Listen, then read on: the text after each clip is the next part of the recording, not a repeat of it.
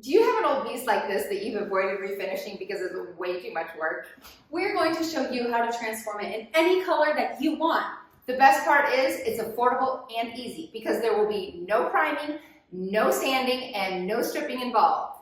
All we're doing is adding BB Fresh Paint Transformer to our paint to make this happen. Let's get started. Before you start painting, there are a couple of things that you want to do. Remove all of your hardware. So you can see we're doing that right now, and then you'll give your piece a really good clean. We got this dresser all set up and we noticed it had some bowing in the middle. We were pretty bummed, but it was actually a super easy fix. We just added a piece of wood, we screwed it in through the top to make it so it has 3 legs all the way across. And you can even see there was some damage from the bowing. The drawers started to go in. So I think by adding this, we'll get it fixed and we'll get it back to as good as new. We'll be adding BB Fresh Paint Transformer to our paint so that we don't have to prime, strip, or sand our piece before we get started. I have a quart of paint in this beautiful olive green color, but I'll only be mixing up a cup because chances are this piece will only need a cup. If I need more, I can always mix up more later. For a cup of paint, I will use 2 heaping tablespoons of BB Fresh Paint Transformer.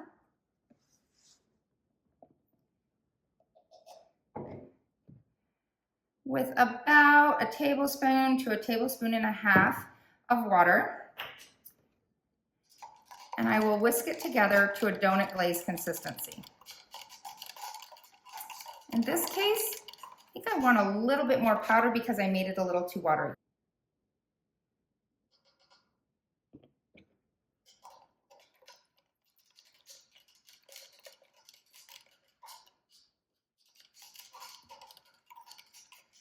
The key here is making sure that all of your powder is incorporated, or excuse me, all of your powder is mixed well with the water so that you don't have any clumps and you've got a nice smooth consistency. With our powder and water mixed to a donut glaze consistency, I'm ready to add my paint.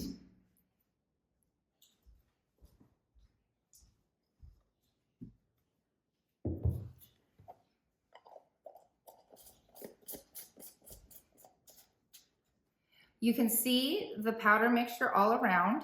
All I'm going to do here is shake until I no longer see that.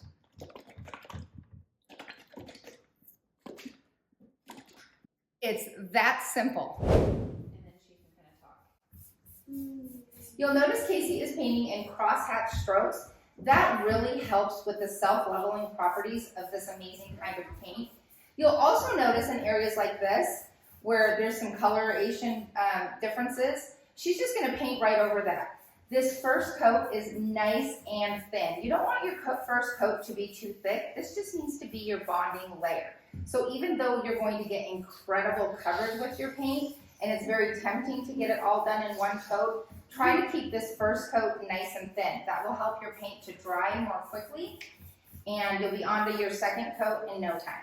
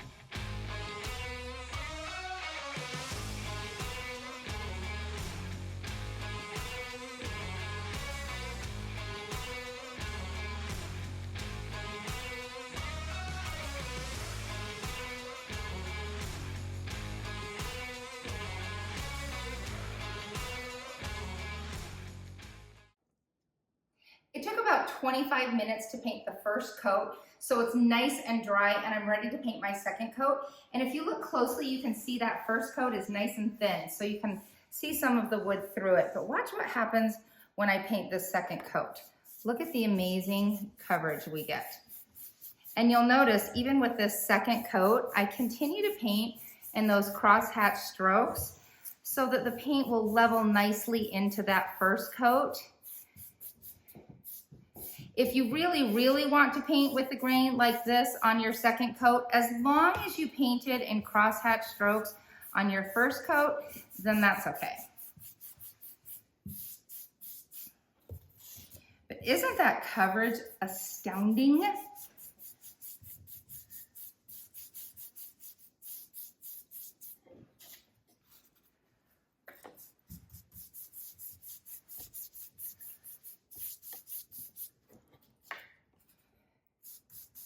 You'll notice I'm continuing to paint with a paint tray, and that has kept my brush nice and clean.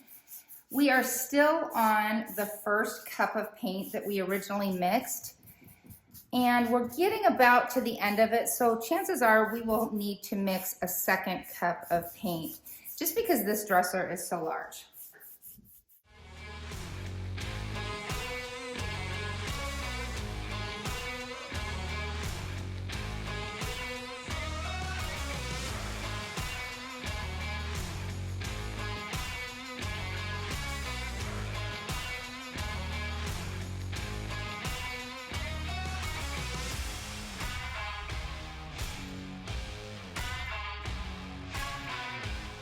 I am all the way done painting. I really loved how this turned out, but I am going to distress a little bit. Now I'm going to use somewhere between a 200 and a 400, or 220 and a 400 grit sandpaper, and I'm just going to distress on the raised edges to show some of the color underneath and to really show some depth and dimension with this beautiful green color. So I'll show you just right here, and then I'll go ahead and do the whole piece.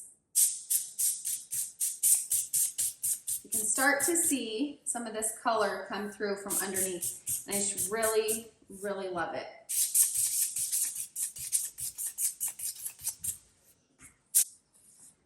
Perfect. I'm loving how this is looking, so I'm going to go ahead and do the whole entire piece, and you'll see when I'm all done.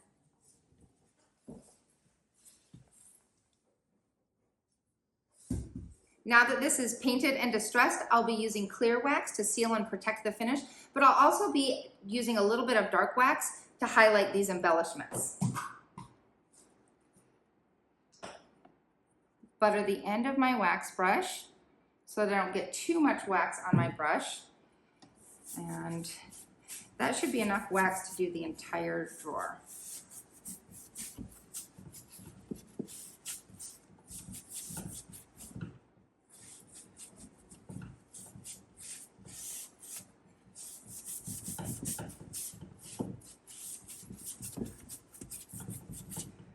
Once you've got your wax on, you will remove the excess with a lint-free wax cloth.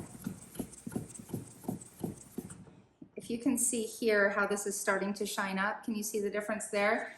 That's how you'll know when your excess wax is removed, is your cloth will glide smoothly and your surface will begin to shine, and the wax will no longer feel tacky to the touch.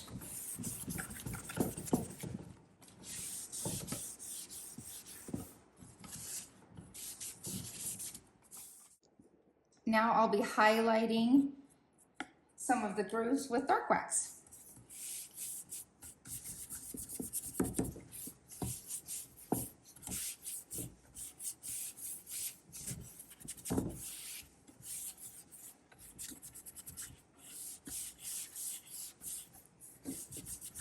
Once you've got your wax on there, you will also remove the excess with a lint-free wax cloth.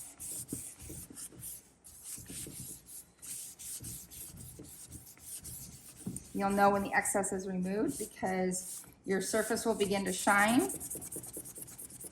and the wax will no longer feel tacky to the touch and your cloth will glide nice and smoothly.